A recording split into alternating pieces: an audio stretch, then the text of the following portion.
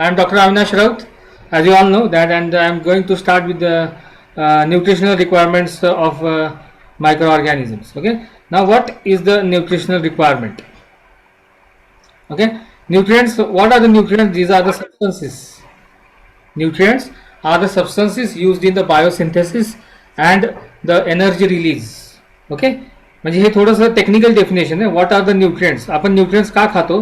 Because they are used in the biosynthesis and the energy release, and therefore they are required for the microbial growth. Not only for the microbial growth, they are also required by the microorganisms. Okay, isn't it? So that's why what I was thinking.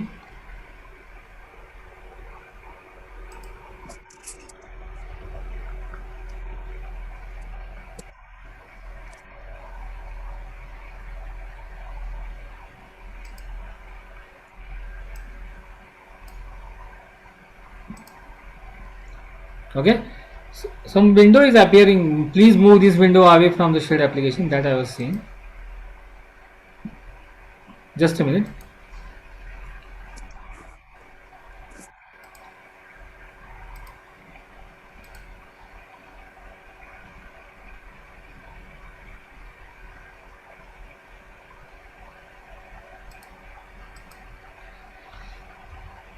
Okay, now we'll start. Nutrients are the substances which are used in the biosynthesis and energy release. Okay, and therefore they are required for the microbial growth. Okay, so next slide, if you can see, 95% of the dry weight of the cell, if you can see here, 95% of the cells of the dry weight, they contain iron, magnesium, calcium, potassium, sulfur, phosphorus, then nitrogen is there, hydrogen, oxygen and carbon. The main is the carbon and oxygen as well as nitrogen. All these are the first macro elements. The first 6 are the components of the carbohydrates, lipids and the proteins. Okay, COHNSP, these are the molecular formula of most of the chemicals: carbon, oxygen, hydrogen, nitrogen, sulfur, phosphorus.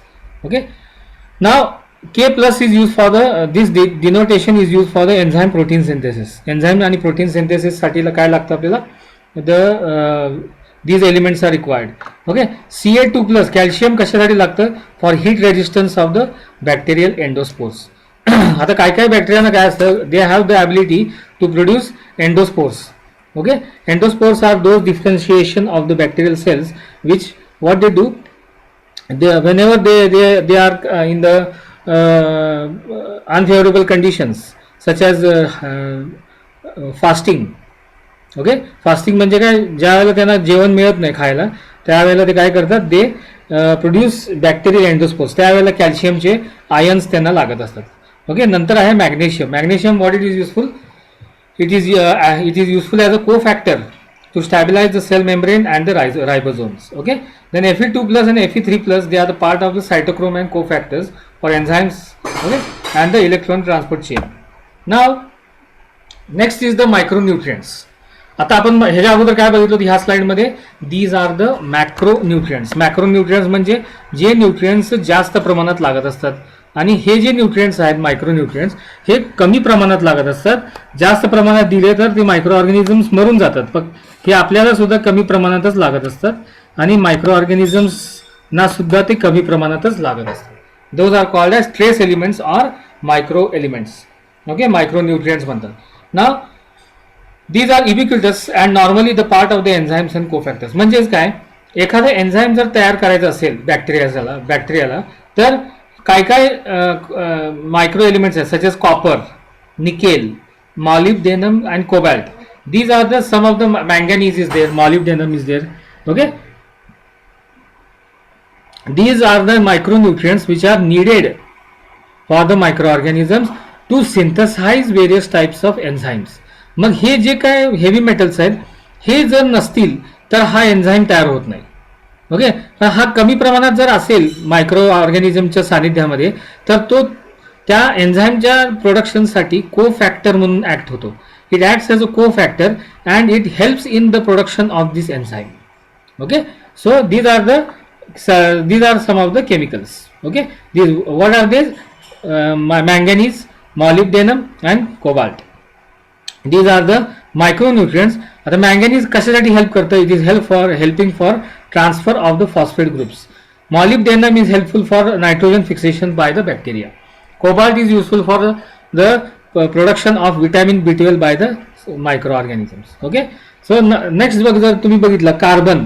Carbon काय आहे? What is the carbon? Carbon is a skeleton of all organic molecules. सगळ्या organic मॉलिक्युल्सचं skeleton आहे. सगळ्या बऱ्याच 95% जे काय chemicals आहेत त्याच्यामध्ये कार्बन हा असणं गरजेचं असतं. Okay, carbon is present, C is present in most of the macronutrients, isn't it? So then next is the hydrogen and oxygen. This is also very important because hydrogen आणि oxygen नसेल तर water तयारच होणार नाही. H2O is made up of हायड्रोजनचे 2 molecules आणि ऑक्सिजनचे 1 molecule, that is the H2O. So electrons, next is the electron transport chain and oxidation reduction reactions. They use energy for use in the cellular network. Okay, cellular network किंवा वर्कला ते मायक्रोऑर्गॅनिझम्स electron transport chain वापरत असतात, ETC म्हणतो आपण त्याला. Okay, they reduce the molecules during the biosynthesis, means CO2 is reduced to organic molecules. Carbon dioxide is reduced to organic molecules by the microorganisms. Now, based on these chemicals, if you can see here, microorganisms are divided into different types. पहिला आहे autotrophs. Autotrophs, what they do? They use only CO2 as a sole carbon source. They obtain energy from light or reduced inorganic molecule because CO2 cannot supply their energy needs. CO2 directly फक्त energy needs provide करू शकत नाही. Okay, but they must obtain energy from other sources such as light. Light मधून ते काय करतात? Carbon source utilise करतात, CO2 तयार करतात and they are reduced organic molecules. पासून ते परत बाकीचे एनर्जी डिराइव्ह करतात, म्हणजे nitrogen source, phosphorus source, potassium source, आणि carbon source is made from the light. Now autotrophs आणि हेट्रोट्रॉप्स. ऑटोट्रॉपचं बरोबर विरुद्धार्थी शब्द म्हणजे हेट्रोट्रॉप्स. ऑटोट्रॉप म्हणजे काय? ते लाईट यूज करून म्हणजे स्वतःहून एनर्जी तयार करतात. पण हेट्रोट्रॉप्स जे आहेत हे पूर्णपणे दुसऱ्यांवरती अवलंबून असतात. आपण सुद्धा दुसऱ्यांवरतीच अवलंबून आहोत, आपण स्वतःहून काहीही तयार करू शकत नाही. Okay, so we are the organisms that these organisms, heterotrophs, what they do, they use the reduced preformed organic molecules as their carbon source. म्हणजे रेडिली अवेलेबल जे काही कार्बन सोर्स आहे, रेडिली अवेलेबल जे काही नायट्रोजन सोर्स आहे तेच वापरतात. Okay, ऍक्टिनोमायसिट्स जर तुम्ही बघितला तर ते हेट्रोट्रॉप्स आहेत. They are heterotrophs.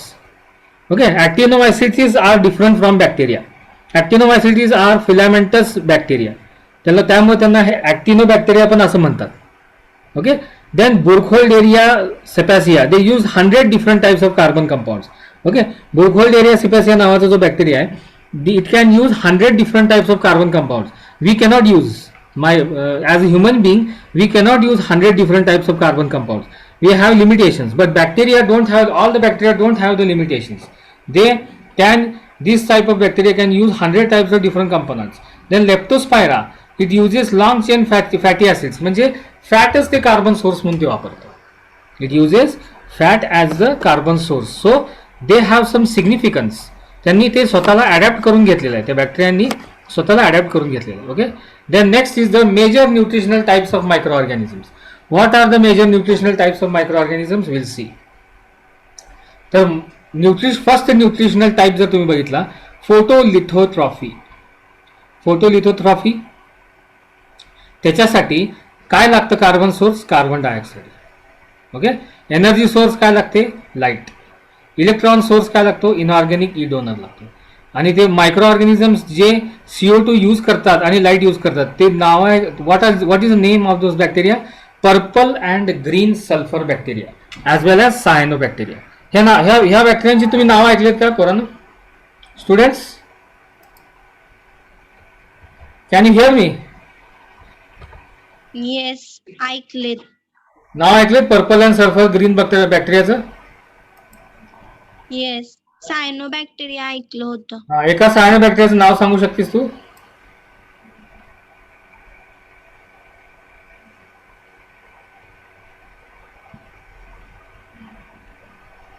एखाद्या सायनोबॅक्टेरियाचं नाव सांगू शकतेस काय? No. Okay. Cyanobacteria anabiena. Okay, anabiena is the name of a cyanobacteria, one of the cyanobacteria. Okay, photolithotrophy. आता बघा दुसरा आहे फोटो ऑर्गॅनो हेटेरोट्रॉफी. फोटो ऑर्गॅनो हेटेरोट्रॉफी म्हणजे काय? त्याच्यासाठी काय लागतं? कार्बन सोर्स लागतो. काय लागतं? कार्बन सोर्स, ऑर्गॅनिक कार्बन म्हणजे कोळसा. ओके, देन एनर्जी सोर्स काय लागते? लाईट. देन इलेक्ट्रॉन सोर्स काय लागतं? ऑर्गॅनिक ई डोनर लागतो. आणि कुठले organism? Purple non sulphur bacteria, green non sulphur bacteria. Okay, मगाशी जे ऑर्गॅनिझम्स होते त्यात purple and green sulphur reducing bacteria होते. इथं काय? पर्पल नॉन सल्फर म्हणजे सल्फर ऑक्सिडायझिंग बॅक्टेरिया ते. Okay, sulphur non sulphur bacteria म्हणजे sulphur and green non sulphur bacteria. These are the examples of photoorganoheterotrophic microorganisms. Now next category is chemolithoautotrophy. Chemolithoautotrophy म्हणजे काय? They need carbon source as CO2, energy source as inorganic chemicals. म्हणजे काय? Litho म्हणजे काय? Inorganic chemicals वरती dependent असतात ते. Okay, ऑर्गॅनो म्हणजे काय? इथं ऑर्गॅनो आहे म्हणजे काय? ऑर्गॅनिक कार्बन त्यांना लागतो. ओके, इथं लिथो आहे म्हणजे काय? इथे त्यांना इनऑर्गॅनिक डोनर लागतो, इनऑर्गॅनिक ई डोनर लागतो. इथं ऑर्गॅनो आहे म्हटल्यावर इथं ऑर्गॅनिक काय लागतं? इथं ई डोनर लागतो. इथं लिथोट्रॉफी आहे म्हणजे इथं काय? इनऑर्गॅनिक ई डोनर लागतो. In the same way here also इथं जर तुम्ही बघितलं ऑर्गॅनिझम जे लागतात ते sulphur, iron, hydrogen oxidising bacteria आणि मिथॅनोजेन्स. मिथॅनोजेन्स म्हणजे those micro organisms which are involved in production of methane. म्हणजे गोबर गॅस जे प्लांट असतं किंवा बायोगॅसचं जे प्लांट असतं, प्लांट म्हणजे एक डायजेस्टर असतो तो. त्याच्यामध्ये आपण शेतातली जे काय प्लांट डेड ऑर्गॅनिक मटेरियल आणि ॲनिमल डग असं आपण मिक्स करून त्याची स्लरी तयार करून त्याच्यात जर मिथॅनोजेन्स जर आपण त्यात मायक्रो ऑर्गॅनिझम सोडले तर काही दिवसांमध्ये किंवा काही आठवड्यांमध्ये आपल्याला उत्तम प्रतीचं काय तयार होतं? मिथेन गॅस मिळतो. आणि ते मिथेन गॅस जर आपण पाईपलाईन थ्रू आपल्या घरामध्ये किचनमध्ये जर आपण जॉईन केलं तर आपल्याला त्याच्यापासून काय इंधन आपण निर्मिती करू शकतो. ओके, बऱ्याचशा इंडस्ट्रीजमध्ये मिथॅनोजेनिक बॅक्टेरिया वापरून वेस्टचं कन्व्हर्जन मिथेनमध्ये करण्यात येतं.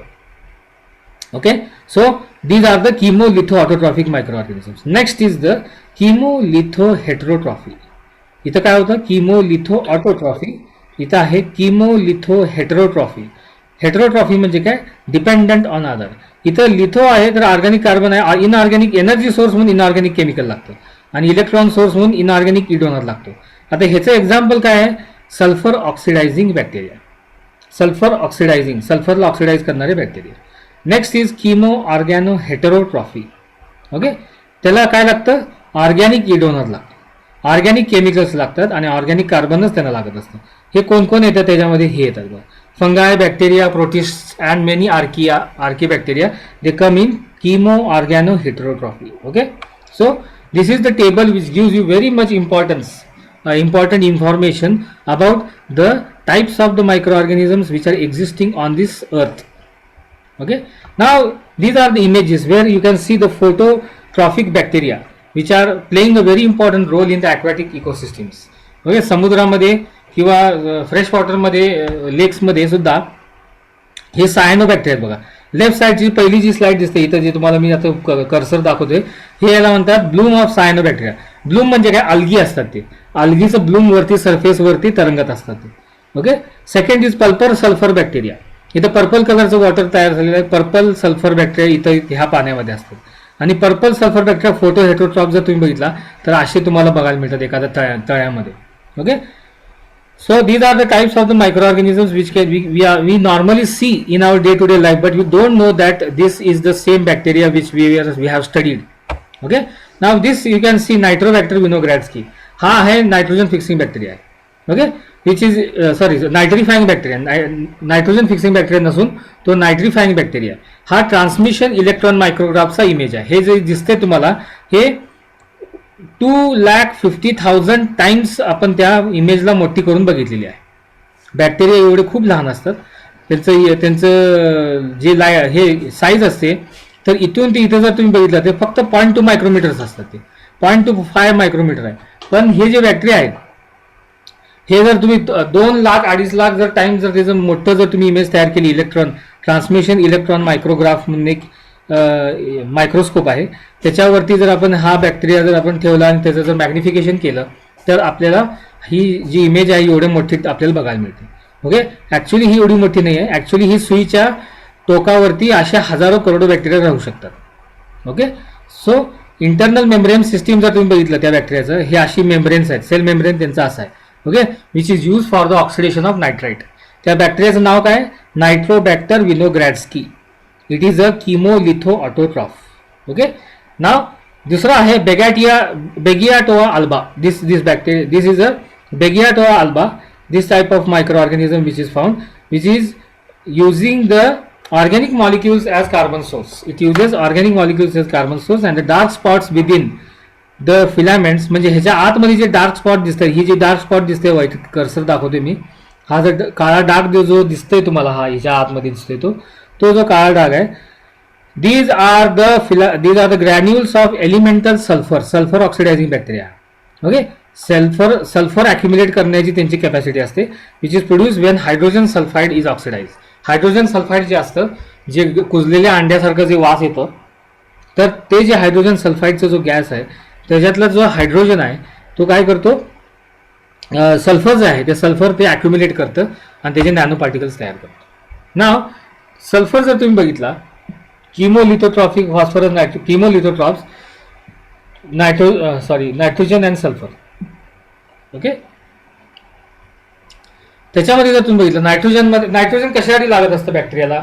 Nitrogen is required for synthesis of amino acids, synthesis of purines and pyrimidines, म्हणजे DNA तयार करण्यासाठी ATGC पैकी जे काही प्युरिन्स आणि पिरिमिडिन्स आहेत ते तयार करण्यासाठी नायट्रोजनचा उपयोग होतो बॅक्टेरियासाठी. And it is also required for the some of the production of carbohydrates, lipids and enzyme cofactors. Okay, now the ammonia which is formed by nitrogen fixation, it is directly produced through the action of enzymes. Okay, कुठल्या enzymes पासून ते तयार होतं? Nitrate is converted into ammonia. Ammonia is assimilated through nitrate reduction process by incorporation. Okay, त्याच्यामध्ये enzyme involve is nitrate reductase नावाचा जो enzyme आहे तो त्याच्यात इन्व्हॉल्व असतो आणि त्या प्रोसेसला काय म्हणतात? Nitrate reduction. Okay, nitrate is reduced to ammonia. नाव नायट्रोजन फिक्सेशन जर तुम्ही बघितला तर nitrogen fixation is a process of conversion of elemental or gaseous form of nitrogen into ammonia. Okay, so ammonia is formed because of nitrogen fixation. Now next is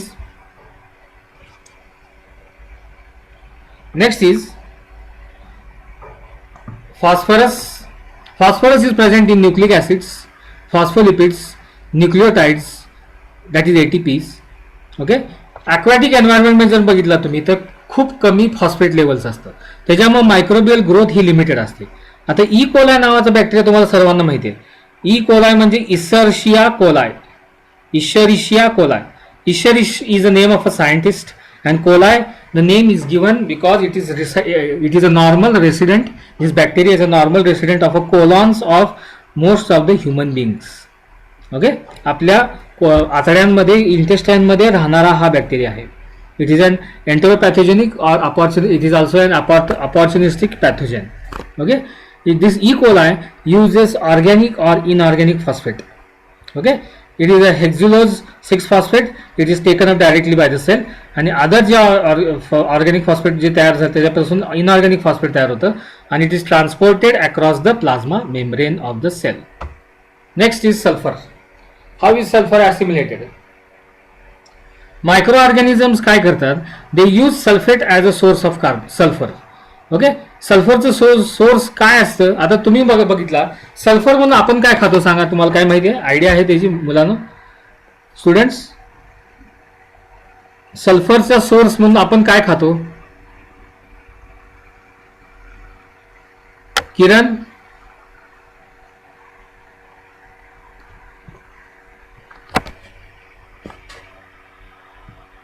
किरण काय? Onion. Onion, yes. And Onion. any other? Garlic. Yes, these are containing high amount of sulfur. Okay, onion and garlic, they contain sulfur. So microorganisms लागणारे जे sulphur असतात ते सल्फेटच्या स्वरूपात खात असतात. They eat it in the form of sulfate. Now it is reduced by sulfur is reduced by assimilatory sulfate reduction. Okay, assimilate होतं ते cells मध्ये and it is reduced. Now the reduced form of sulfur is cysteine. Reduced form of sulfur is cysteine. Cysteine is an amino acid. Okay, this is sulfur. आता बघितलं सल्फरचे amino acids कुठले कुठले? Thiamine, then biotin. Okay, आणि हे carbohydrates. So various types of components are containing the sulfur. Amino acids contain sulfur, then some thiamine and biotin contain sulfur, and carbohydrates, some of the carbohydrates also contain sulfur. Now vitamins are तुम्ही बघितलं. Biotin, it contains, what is the function of biotin? It is containing one carbon metabolism CO2 fixation. Okay, त्याचे organisms जे आहेत ते organism तयार करणारे कुठले कुठले? Leuconostoc mesenteroides, then Saccharomyces cerevisiae and Acanthamoeba castellanii. Folic acid is used for one carbon metabolism. Then organism which is producing folic acid. Folic acid आपल्याला माहिती आहे फॉलिक ऍसिड कशासाठी लागतं आपल्याला? फॉलिक ऍसिडचे गोळ्या आपल्याला देतात, रक्तवाढीच्या गोळ्यामध्ये फॉलिक ऍसिड असतं. ओके, तर ते फॉलिक ऍसिड कोण कुठले कुठले बॅक्टेरिया तयार करतात? तर टेट्राहायमेना अँड एंटेरोकोकस फिकॅलिस हे दोन बॅक्टेरिया फॉलिक ऍसिड तयार करू शकतात. रायबोफ्लाविन कोण तयार करतं? Caulobacter vibrioides and Dictyostelium species. It is a precursor for FAD and एफएमएन.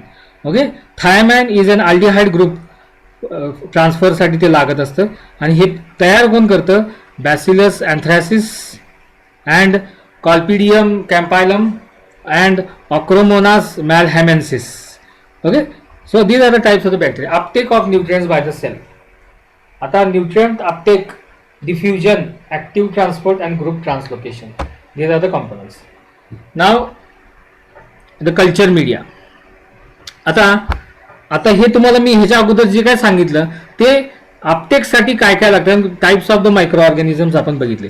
पण आता कल्चर मीडिया जे तयार करतो आपण त्याच्यामध्ये कुठले कुठले केमिकल्स असतात आणि कोणी ते डिवाइस केले ते आपण जर बघायचं तर बघा, the solid liquid preparation use to grow, transport and store the microorganisms is called as culture media. Culture media म्हणजे काय? मायक्रो ऑर्गॅनिझमच्या स्टोरेजसाठी, ट्रान्सपोर्टसाठी, ग्रोथसाठी, कल्टिवेशनसाठी जे काय आपण सॉलिड लिक्विड प्रिपरेशन तयार करतो त्याला म्हणतात कल्चर मीडिया. ओके, आता कॉम्प्लेक्स लिक्विड मीडिया कोणी तयार केलं? लुईस पाश्चरनं तयार केलं. कशापासून तयार केलं? Urine of chicken and meat, त्याच्यापासून ते ब्रॉथ म्हणजे लिक्विड. इथनं पुढे लक्षात ठेवायचं, मायक्रोबायोलॉजीमध्ये लिक्विड मीडिया कल्चर मीडिया असेल तर त्याला ब्रॉथ असं म्हणतात आणि सॉलिड कल्चर मीडिया असेल तर त्याला आगार म्हटलं जातं. म्हणजे न्यूट्रिएंट आगार म्हणजे it is a solid media and nutrient broth म्हणजे म्हटलं तर it is a liquid media. Okay, urine it is liquid. Louis पाश्चरनी सुरुवातीच्या काळामध्ये युरिन चिकन मीट ब्रॉथ पासून तयार केलं एक लिक्विड मीडिया आणि त्यांनी ते यूज केलं मायक्रो ऑर्गॅनिझमच्या कल्टिवेशनसाठी. रॉबर्ट कॉच नावाच्या सायंटिस्टनं काय केलं? सॉलिड मीडिया तयार केला जिलॅटिन वापरून. Gelatin is a protein and it is also use as a previously it was use as a solidifying agent. ज्या वेळेला आगाराचा शोध लागला नव्हता त्याच्या अगोदरपासून जिलॅटिन इज यूज. आता जिलॅटिन कुठं असतं? जिलॅटिनचे कॅप्सूल्स असेल बघा, कॅप्सूल जे आपण खातो त्याच्या बाहेरचं जे कोटिंग दिसते तुम्हाला ते कॅप्सूल आपण काढून आतमध्ये पावडर असते बघा, तर ती जिलॅटिनचं बाहेरचं जे कोटिंग असते that is made up of gelatin. ते विरघळतं आणि विरघळल्यानंतर त्याचं आपलं जे काही कंपोनंट आहे आपलं ते पोटामध्ये जातं. तर ते जे काय सॉलिड आहे ते लिक्विड होतं कधी? Gelatin melts at 24 degree Celsius. 24 degree सेल्सिअसला ते मेल्ट होतं आणि microbes used it as a substrate. So inert नव्हतं ते, म्हणून त्याचं आता वॉल्टर हेसे नावाच्या मायक्रोबायोलॉजिस्टनी agar was first discovered and described for use in microbiology by Walter Hesse.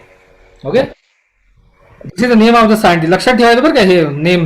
This name you should always remember. Walter Hesse. He used agar first for the as a solidifying agent. Okay. Now culture मीडियाचा तुम्ही बघितलं requirements. Oxidation रिडक्शनसाठी लागतं, carbon source म्हणून वापरता येतं, energy source म्हणून वापरता येतं, नायट्रोजन सोर्स म्हणून वापरता येतं, salts, pH, growth factors, indicators, inhibitors म्हणून ते वापरतात. Okay. Now types of media जर तुम्ही बघितले, physical types, liquid, semi solid and solid. Okay. हे टाइप्स ऑफ मीडिया आहेत. फिजिकल मीडियामध्ये जर तुम्ही बघितलं liquid, semi solid and solid. Chemical composition जर तुम्ही बघितलं तर डिफाईन्ड आणि कॉम्प्लेक्स असे दोन आहेत. आणि फंक्शनल टाईप जर तुम्ही बघितलं सपोर्टिव्ह, एनरिच्ड, सिलेक्टिव्ह आणि डिफरन्शियल असे टाइप्स ऑफ मीडिया आहेत. Okay. So these are the types of the culture media which are used in microbiology. Now culture media, if you can see the culture media, agar agar. What is agar agar? It is made up of sulfated polymer of D-galactose, 3,6 anhydride hydro-L-galactose and D-glucuronic acid. agar agar हे complex carbon source आहे. आणि ते कशापासून मिळतं agar agar? It is extracted from the hello. Algae. It is made from red algae. This is the red algae. ते समुद्रातले जे algae असतात त्या algae पासून हे agar agar डिराईव्ह केलेलं आहे. ओके. सो कॉम्प्लेक्स मीडिया आणि जे डिफाईन्ड आणि complex media can be solidified with the addition of 1 to 2% agar. Mostly 1.5% is used. Okay.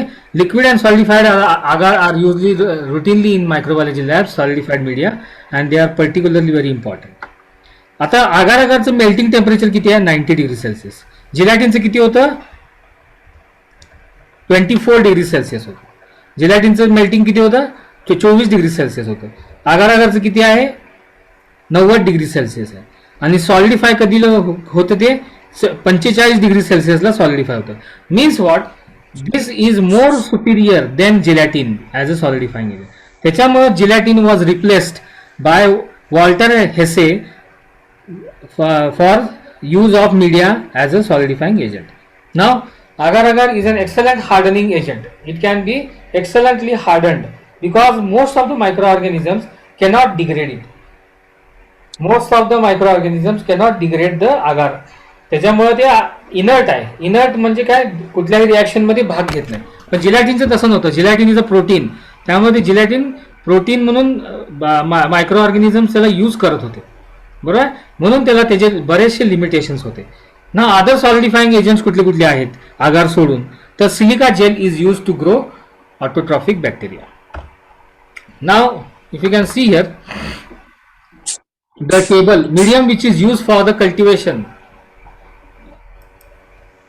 Medium which is use for the cultivation of Escherichia coli.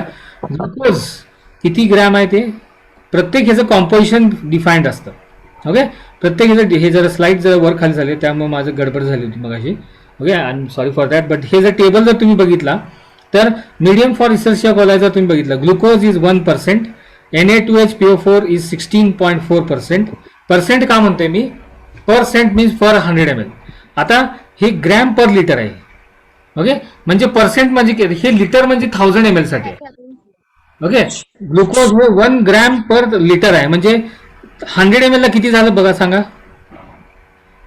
1000 ml ला 1 gram. मग 100 ml ला किती सांगा मला?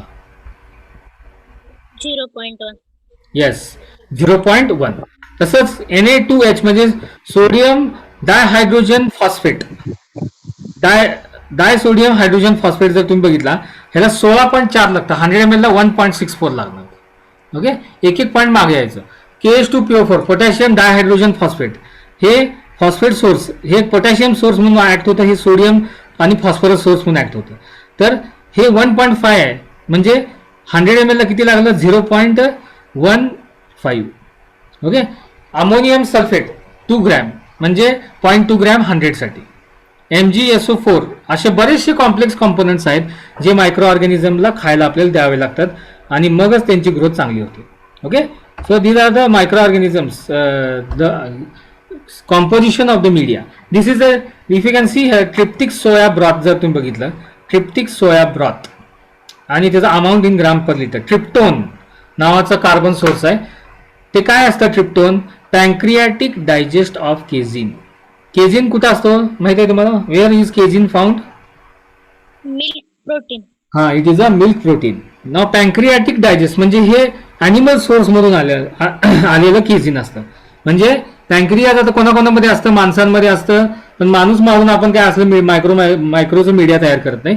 जनावर जे काय आपण स्लॉटरिंग करतो ते त्याच्यापासून जे डिराईव्ह होणारं जे काय पॅन्क्रियाटिक डायजेस्ट आहे, केझिन आहे, ते त्याच्यापासून जे डिराईव्ह झालेलं जे ट्रिप्टोन नावाचं कार्बन आहे, सोर्स आहे, तो आपण किती घालायचा असतो? 17 ग्रॅम्स पर लिटर. पेप्टोन किती घालायचं आहे? 3 grams. Glucose 2.5, sodium chloride 5, dipotassium phosphate 2.5. This is the complex media which is used for the cultivation of the microorganisms. Okay. So various types of media are there. बाकीचं आपण next lecture मध्ये बघूया.